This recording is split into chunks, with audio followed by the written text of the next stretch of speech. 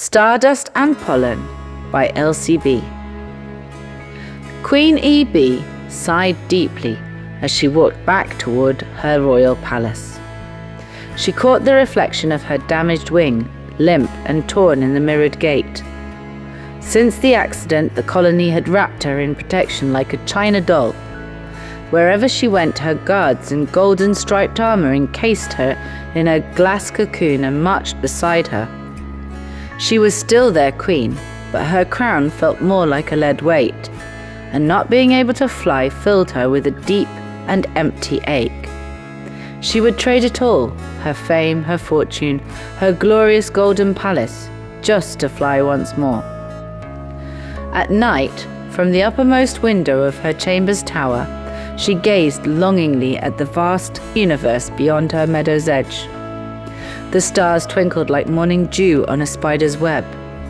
Remember the wind, remember the sky, they seemed to taunt as tears welled in her eyes. I remember, she whispered, but I can no longer return. One morning, an excited buzz stirred the hive. An announcement was being broadcast across the kingdom. Drone 560 has volunteered to journey to space to search for the Lunara Lotus for our great queen. The words rippled like an echo bouncing off the colony's walls. Legend had it that the pollen of the Lunara Lotus, said to bloom only once every 1,000 years, was able to heal even the deepest of wounds.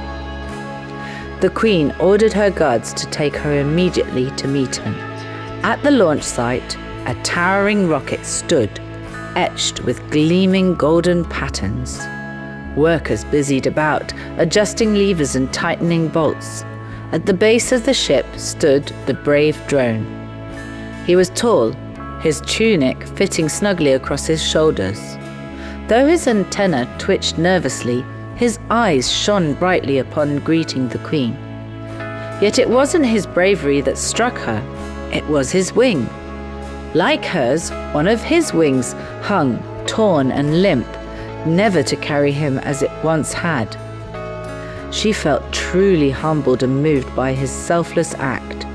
Of all the bees in the hive, she would never have expected him to offer to do such a quest. Their eyes locked as the world around them faded until there was just the two of them, sharing their unspoken pain and strength. Your Majesty, the drone said, bowing. His voice was steady, but there was a gentleness within it. I will find the lotus for you. When you fly again, the whole hive will rejoice. The queen's throat tightened. Tell me, brave and loyal drone, what is your name? My friends call me Hexon, Your Majesty, he replied. As he turned for the rocket, she wanted to ask, who will heal you? But before she could summon the courage, the countdown began. 5, 4, 3, 2, 1. With a roar that shook the ground, the rocket surged upward. The blast of fire lit the meadow as bright as day. As the rocket disappeared into the night, the glass dome of her protection shattered, and then something miraculous happened. Her wings beat clumsily against the air, and to her astonishment, she lifted. She swerved sideways, nearly colliding with a guard. Laughter spilled through her tears. I never thought I would fly again, she gasped. She was certainly not flying as smoothly as before, but she was definitely flying. Far above, in outer space, Hexon floated among the stars. His ship drifted past celestial comets and glowing nebula as he searched tirelessly for the lotus. Each planet he passed touched him with its unique mystery and strange beauty, but none bore the lotus. Uncertainty often tapped uninvited upon his shoulder, whispering he would never find the precious pollen. But tempted as he was to head back to the hive, he dug deeper and found the courage to keep going. For her, he whispered. I'll keep going for her. Back on Earth, the queen spent nights scanning the skies from her window ledge. Please come back safely, she murmured. Not because I need healing, but because I need you to know I am fine. Seasons turned, the hive flourished, but the queen never stopped searching the heavens.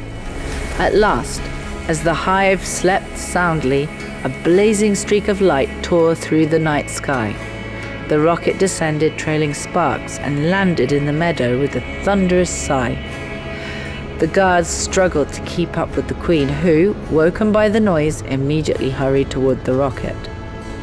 Upon landing, Hexon stepped out, his eyes weary but glowing with triumph. In his hand, he cradled the Lunara Lotus, its petals shimmering with stardust, each one holding the magical pollen. Your Majesty, He said softly, lifting it toward her. this is for you. With this, your wing will be whole again. But before he could take another step, the queen lifted into the air, glowing with joy, and flew straight into his arms. The lotus tumbled from his hand, scattering stardust across the grass. I don't need it, she whispered breathlessly. Look, I'm already flying. His eyes widened and he pulled her close. But your wing, You gave me back my wings the moment you left. You made me believe anything was possible. I love you, Hexon. The drone's broken wing trembled. He never imagined the queen could feel the same way about him as he had always felt about her. and I love you, my queen. Together they rose into the air, their fractured wings beating as one. Stardust rained down over the hive as the bees below cheered, their voices echoing into the heavens. From that day on, the story of Queen Bee and the brave drone Hexon was told to every young bee in the hive, stardust still glittering in the meadow where broken wings once learned to soar again.